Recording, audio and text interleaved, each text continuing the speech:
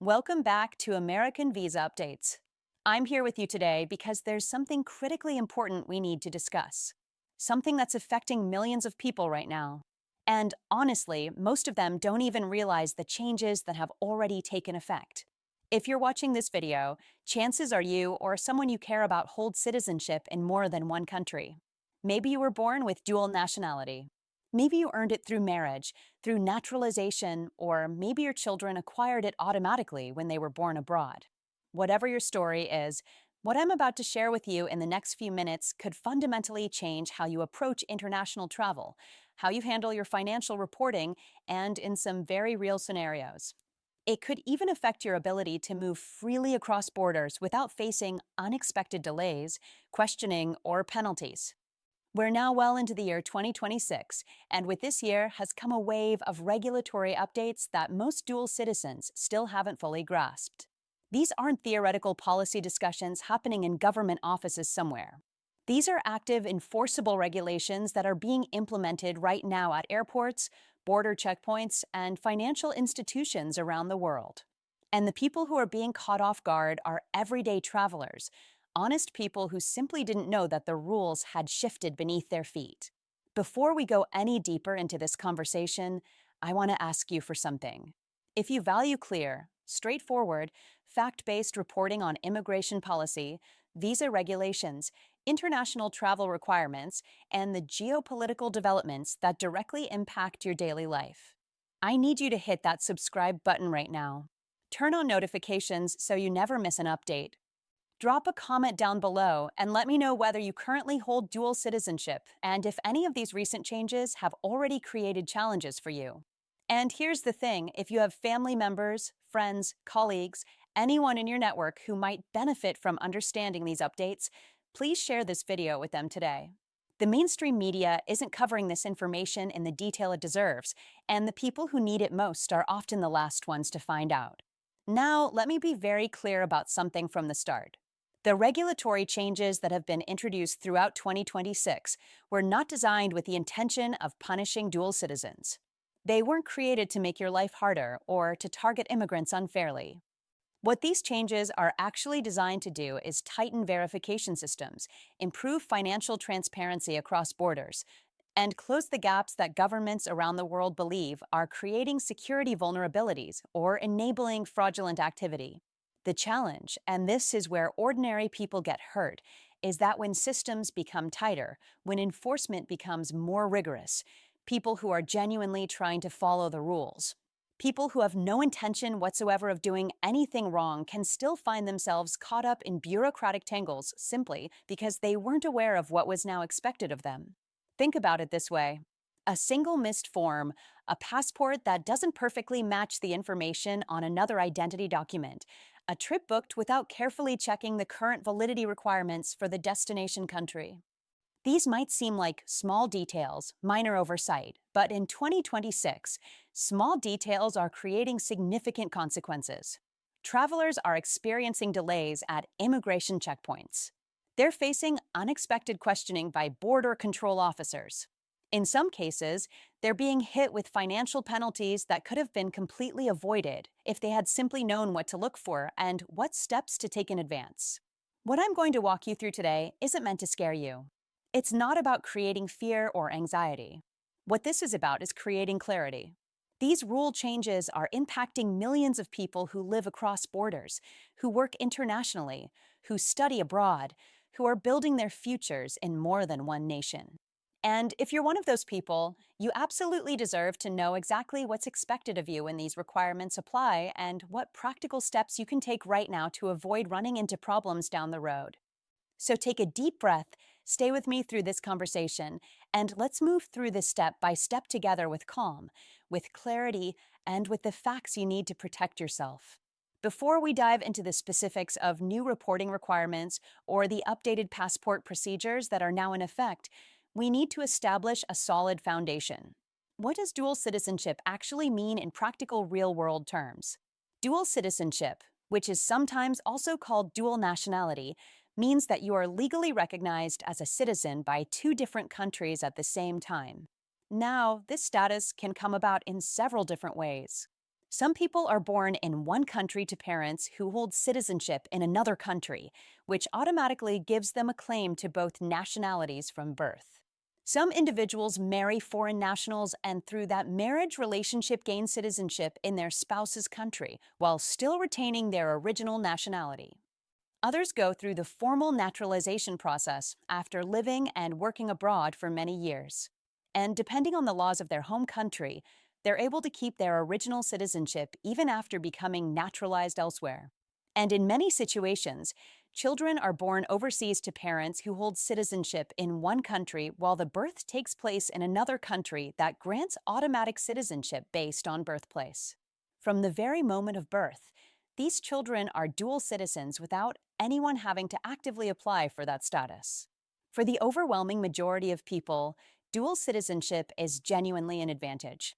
It makes international travel significantly easier because you have more flexibility in which passport you use and which borders you can cross without needing visas. It keeps families connected across international borders, allowing you to maintain ties to both your country of origin and your country of residence. It preserves cultural identity and heritage, which is deeply meaningful for many families. And it opens doors for education opportunities, employment possibilities, and long-term security options that simply wouldn't be available if you only held citizenship in one country.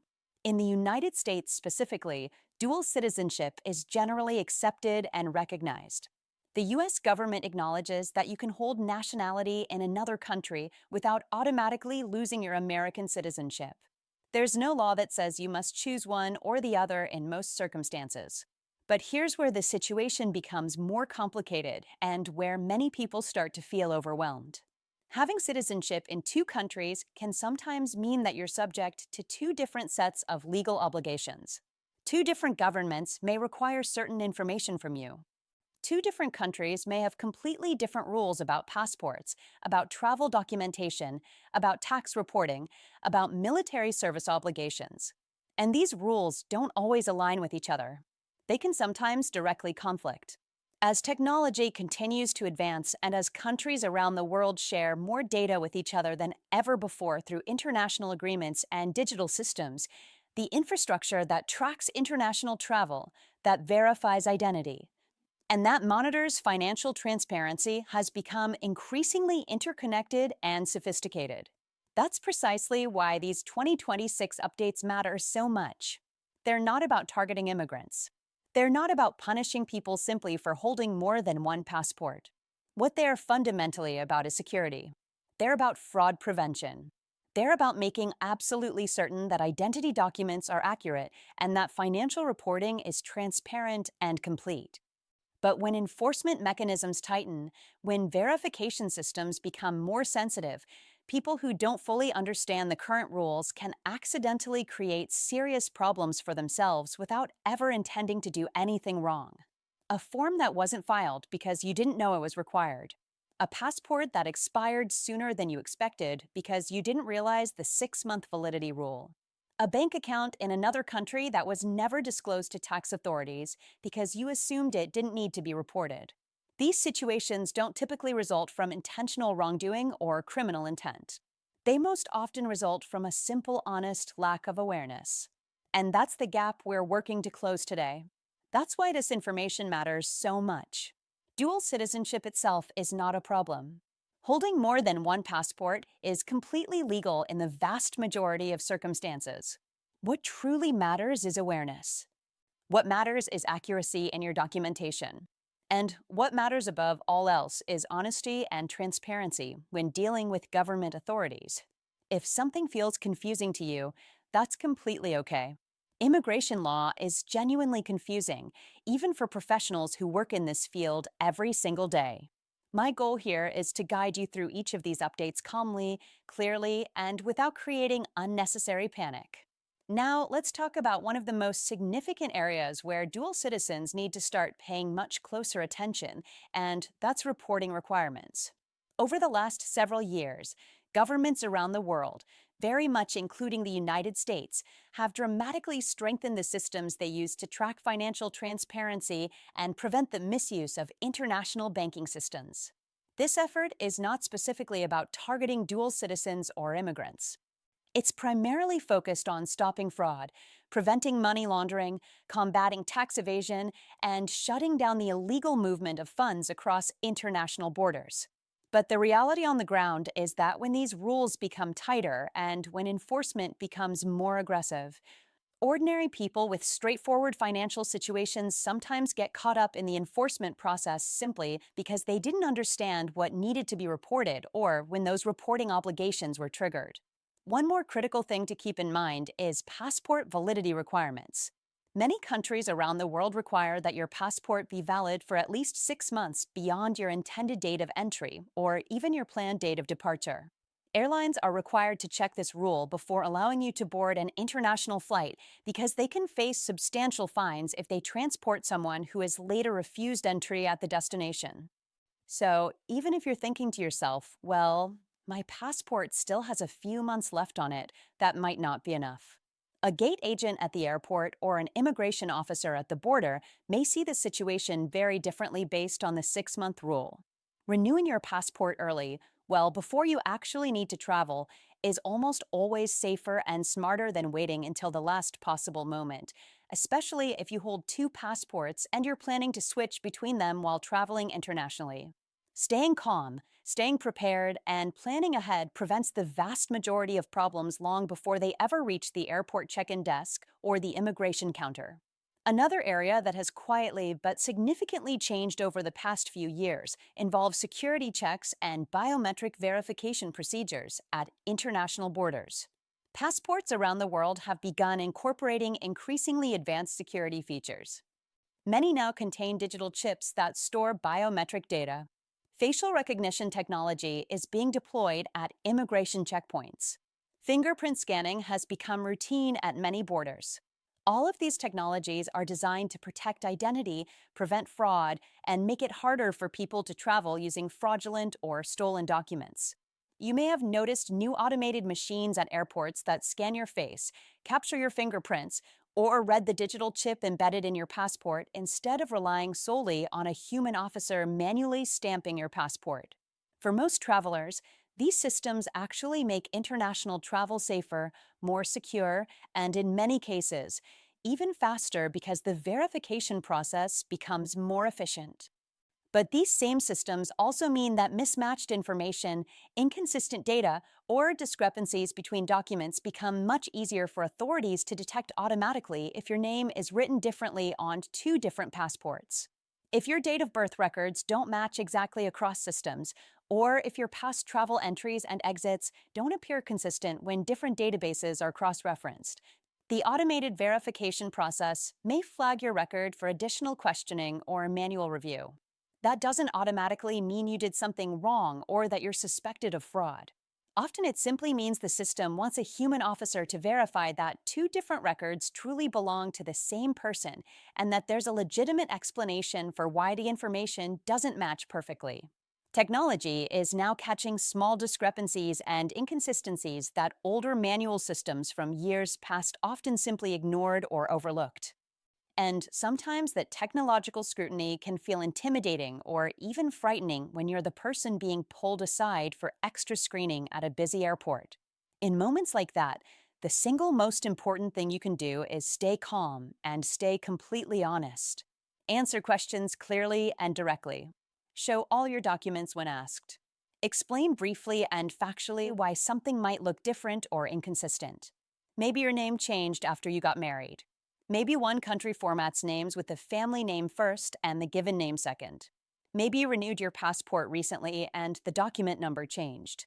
These are all perfectly legitimate explanations that immigration officers hear regularly. Now, let's address a topic that genuinely worries some dual citizens, and that's military service obligations. Not every country in the world requires military service, but some nations still maintain compulsory military service laws for their citizens. And those obligations can extend to dual nationals who may not even live in that country full-time or who may have never lived there at all.